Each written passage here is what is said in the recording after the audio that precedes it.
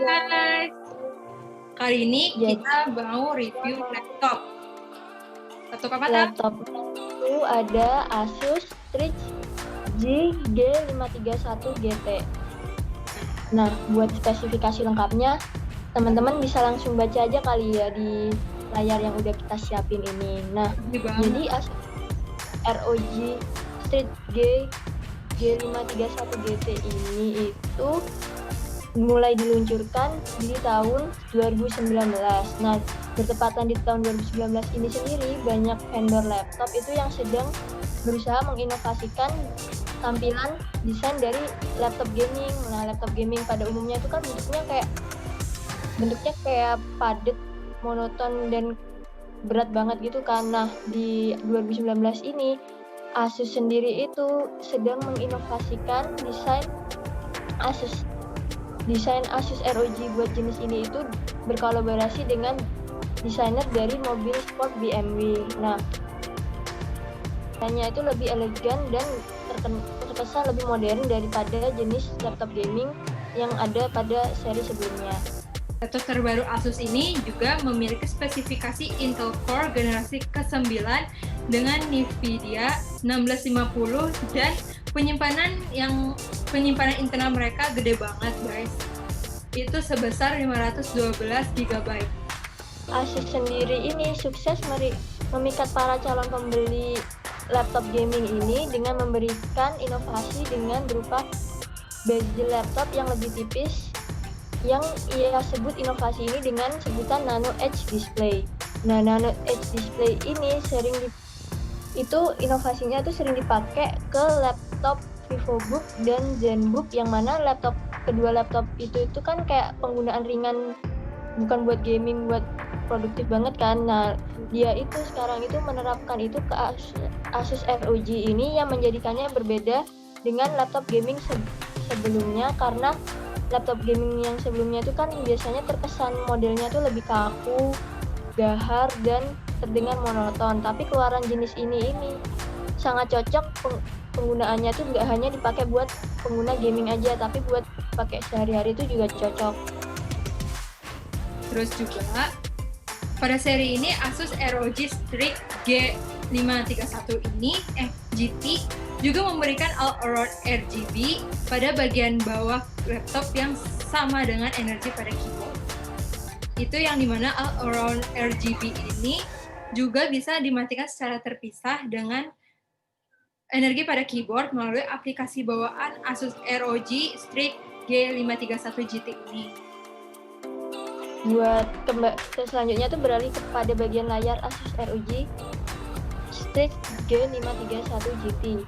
Jadi Asus ROG jenis ini itu sudah menggunakan layar IPS 15,6 inch dengan rasio warna yaitu 100% RGB yang sangat cocok untuk penggunaan software editing.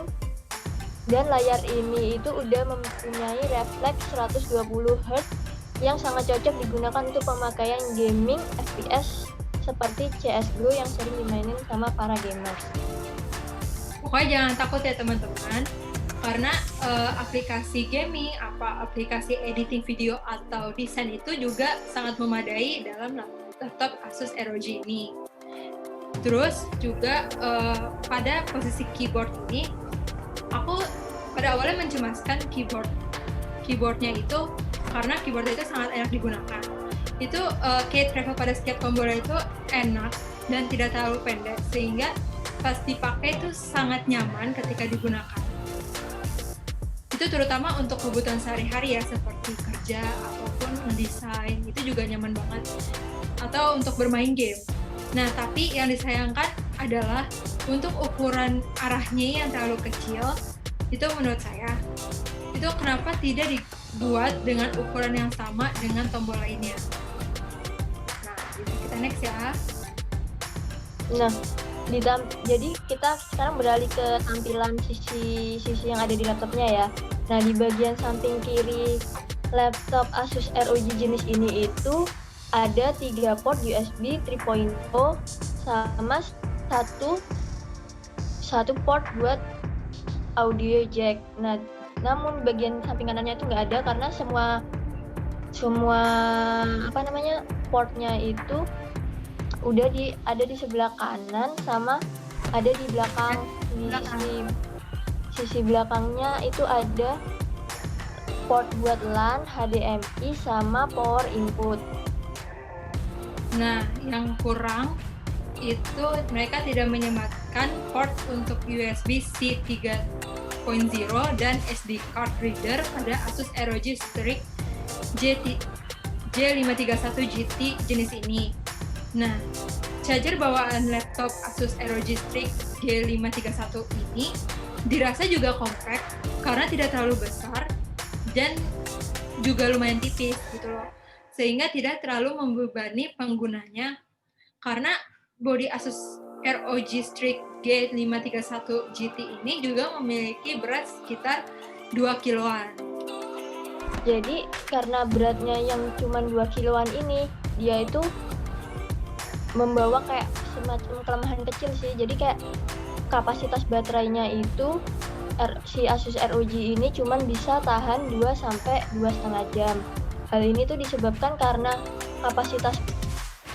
si Asus sendiri itu kan pengen menginovasikan laptop gaming yang tipis dan modern gitu kan tampilannya, sehingga dia harus mengorbankan buat kapasitas baterainya itu jadi lebih kecil.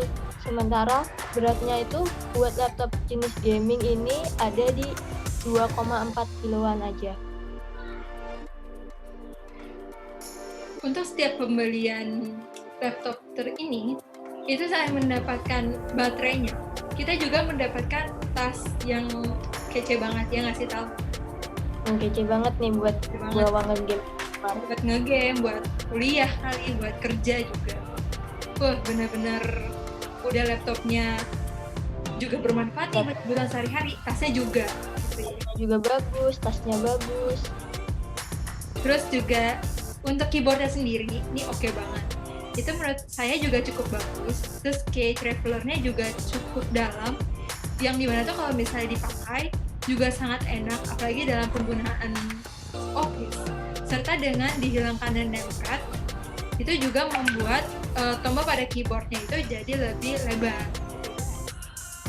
Nah, lanjutan dari penjelasan NASA tadi itu, jadi di bagian atas dari si laptop ROG ini itu ada key yang dapat digunakan untuk penggunaan mode silent, mode performance, dan mode turbo.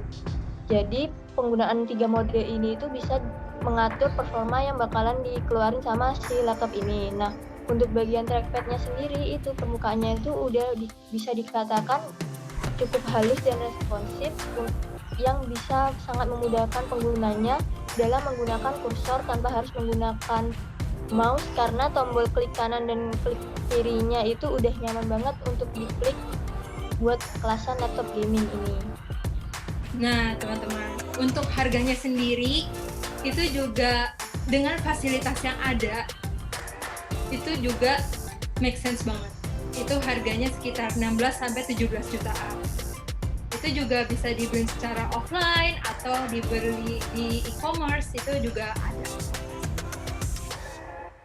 Nah, dengan harga 16 jutaan ini tuh, sayangnya pada Asus ROG Strix G531 GT ini itu masih belum dilengkapi dengan fitur Keystone yang ada pada seri di atasnya. Jadi fungsi Keystone sendiri ini tuh bisa berguna untuk menyimpan profil ketika main game gitu loh. Jadi kayak kalau ditancapin tuh profil game yang udah di save sebelumnya tuh bisa langsung ke save. Nah, tapi kalau buat penggunaan produktif atau penggunaan kayak sehari-hari gitu, bukan fokus untuk ngegame sih, kelemahan ini tuh nggak bakalan berdampak banyak banget sih. Nah, dari review aku sama Talita, diharapkan review ini dapat membantu kalian saat mencari laptop yang memiliki 2 fungsi, yaitu fungsi sehari-hari seperti desain atau pekerjaan kantor, hingga hobi kalian nih kayak game gitu atau membuat konten. Itu semoga bisa membantu juga. Dan terima kasih teman-teman. Dadah. Terima kasih, sampai bertemu di review selanjutnya.